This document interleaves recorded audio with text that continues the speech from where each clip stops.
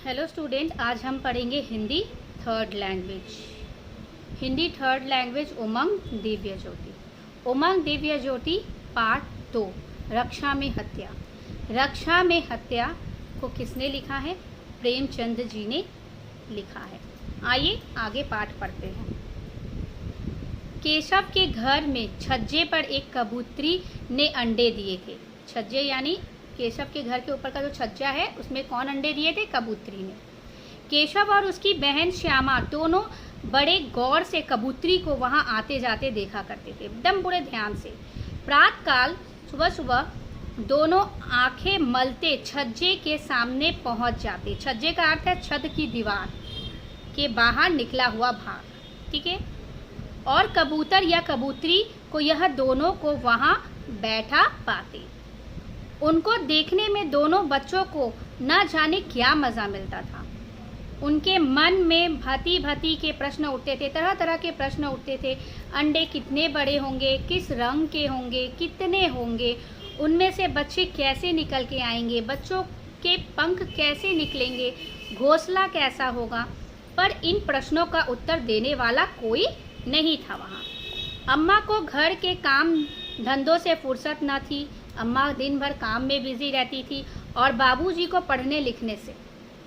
दोनों आपस में ही प्रश्नोत्तर करके अपने मन को संतुष्ट कर लिया करते थे, ठीक है। संतुष्ट का अर्थ होता है जिसे संतोष हो गया हो, ठीक है। तो दोनों भाई बहन जो थे वो आपस में ही संतुष्ट कर लेते थे। श्यामा कहती, क्यों भैया, बच्चे अंडे से निकलकर फुड़ से उड़ जाएंगे ना? तो केशव क्या कहता है? केशव कहता है, पंडिताइन बड़े अभिमान से कहता है, नहीं रे पगली, पहले पंख निकलेंगे, बिना पंख के बेचारे कैसे उड़ेंगे। अभिमान यानी घमंड से केशव अपनी बहन से कहता है कि जब उनके पंख नहीं निकलेंगे तो वो कैसे उड़ पाएंगे। 3-4 दिन बीत गए। अंडे को देखने की दोनों बच्चे की इच्छा बढ़ती जा रही थी। उन्होंने अनुमान किया कि अब अवश्य बच्चे निकलकर आए होंगे। अनुमान मतलब सोचा दोनों बच्चों ने। बच्चों के चुग्गे का सवाल अब उनके सामने आ खड़ा हुआ। कबूतरी बेचारी इतना दाना कहाँ से लाएगी कि सारे बच्चों का पेट भर सके। बेचारे बच्चे भूख के मारे चूचू करके क्या करेंगे? मर जाएंगे, ठीक है। इस विपत्ति की कल्पना करके दोनों व्याकुल हो गए। व्याकुल का अर्थ होता है बेचैन हो गए। दोनों ने निश्चय किया कि छज्जे पर थोड़ा सा दाना रख दिया जाए। और श्यामा प्रसन्न होकर बोली, खुशी होकर अपने भाई से बोलती है, तब तो चिड़ियों को चुग्गे के लिए कहीं उड़ के जाना ना पड़े। केशव तब क्यों जाएगी? श्यामा, क्यों भैया, बच्चों को धूप ना लगती होगी। केशव का ध्यान इस कष्ट की ओर ना गया था कि उन लोगों को ऐसा कष्ट हो सकता है। आखिर यह निश्चय हुआ कि घोंसले के ऊपर कपड़े की छाजन बना देनी चाहिए। पानी की प्याली और थोड़े से चावल रख देने का प्रस्ताव भी पास हुआ, ठीक है। प्रस्ताव का अर्थ होता है विचार के लिए रखी हुई बात। दोनों बच्चे बड़े उत्साह से काम करने लगे, बहुत हौसले से काम करने लगे। श्यामा माता की आंख बचाकर मटके से एक मुट्ठी चावल निकाल लाई। मम्मी के मतलब माँ ना देख पाए और वो झट से क्या की, एक मुट्ठी चावल उठा कर लाई। केशव ने पत्थर की प्याली का तेल चुपके से जमीन पर गिरा दिया और खूब साफ करके उसने पानी भर लिया। अब छाजन के लिए कपड़ा कहाँ से आए, ठीक है। उसको छाजने के लिए कपड़ा कहाँ से आए, ओके।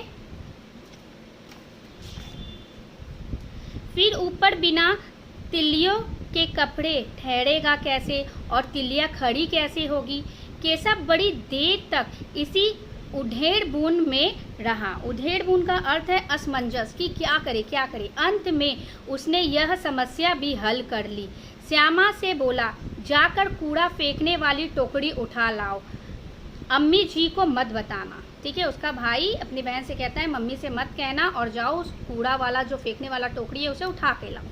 श्यामा दौड़कर टोकरी उठा लाई। बोली, यह तो बीच में से टूटी हुई है, इसमें से होकर धूप बच्चों तक जाएगी।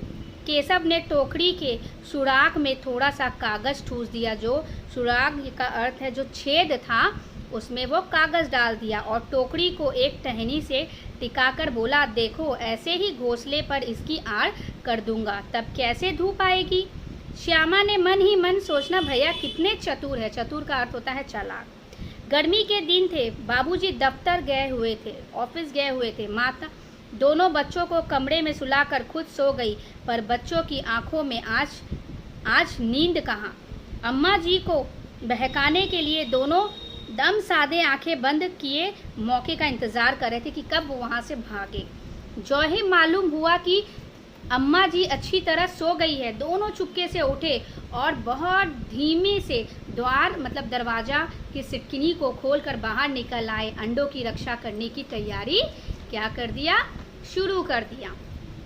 केशव कमरे से एक स्टूल उठा लाया, पर उससे काम ना बना, तो नहाने की चौकी लाकर स्टूल के नीचे रखा और डरते डरते स्टूल पर चढ़ा। श्यामा दोनों हाथों से स्टूल को पकड़े हुई थी। स्टूल के चारों पाए जो पैर थे बराबर नहीं थे। जरा सा दबाव इधर उधर होने से वह क्या होता, हिल जाता। उस समय केशव को कितना संयम मतलब चोट लग जाता है ना, करना पड़ता, यह उसी का दिल जानता है। दोनों हाथों से दीवार का सहारा लेता और श्यामा की दबी आवाज में डांटता, अच्छी तरह पकड़, नहीं तो उतार कर मारूंगा। मगर बेचारी श्यामा का मन तो छज्जे पर था। बार बार उसका ध्यान इधर उधर चला जाता और हाथ क्या होता, ढीली पड़ जाता। केशव ने जो ही दीवार के बड़े हुए छज्जे पर हाथ रखा, दोनों कबूतर क्या हुआ, उड़ गया। केशव ने देखा कि छज्जे पर थोड़े से तिनके बचे हुए हैं और उन पर अंडे पड़े हैं, जैसे घोंसला उसने पेड़ों पर देखे थे। यहाँ पर ऐसा घोंसला ना था। तब श्यामा ने पूछा, कितने बच्चे भैया। केशव, 3 अंडे हैं, अभी बच्चे नहीं निकले हैं। श्यामा, जरा हमें दिखा दो ना भैया। श्यामा बोलती है, जरा हमें दिखा दो ना भैया, कितने बड़े हैं अंडे। ओके स्टूडेंट, इस पार्ट का चैप्टर मैं यहीं तक स्टॉप करती हूँ। आगे का जो है मैं आप लोगों को नेक्स्ट वीडियो में अपलोड कर दूँगी। Okay student, thank you.